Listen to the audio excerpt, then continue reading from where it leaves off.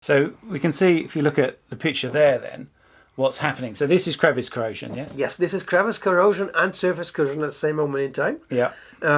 But you can see on the picture, the crevice corrosion usually, because that's along the well, goes in a 90-degree angle to the surface. Yeah. So it's very likely when we cut this open, it's in half the thickness of the material. So in fact, it's lucky there is some surface corrosion, because that's the problem with crevice corrosion, isn't it? Is that to find it. You don't see find it. Yeah. Normally, I mean, this is at least the one for 316 Ti. Yeah. There are also standard 316 chains on the market, and they will have harsher hole corrosion.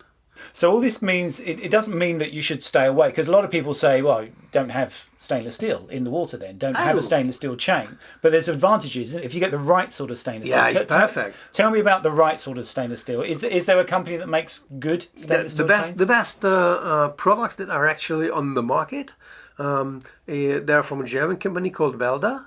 They normally they fabricate these duplex chains because of their reliability and the strengths. Rough rule is an 8mm duplex chain is at least as strong as top quality material 10mm standard chain. I've read that, and their tolerance is greater as well. Yes. So actually they build in that sort of tolerance as well. A normal 10mm chain has a brake load of something like 5,000 kilos, a little bit more. An 8mm duplex chain comes close to 7 ton. Yeah. The 10mm, I don't know the exact figure, but it's 2 digits. Yeah. I mean, I must admit, I like my stainless steel chain because it goes into the anchor locker, never a problem. For me, it's a real problem. If I was worried about if I had to go to galvanized chain, because we know they don't stack so well. I have the same problem for me. Yeah, but for me, I'd have to go take everything out of my sow locker to then open the doors to the anchor locker to get into the anchor locker, which I do not want to be doing at sea. Yeah, I mean, on my boat, I have a galvanized chain at the moment. Yeah, and I can only get with the windlass about 10 meters of chain in before I have to move it. Yeah. Because on the catamaran, the anchor locker is very shallow. Yeah. So there's a lot of advantages for stainless steel chains. Also on a catamaran, it's lighter, isn't it? For a given. You can go for a smaller diameter for the same brake load. Yeah. But this is not the only advantages of a good duplex stainless steel chain. Another point is when you will see that when you're in Italian waters where you have a lot of mud.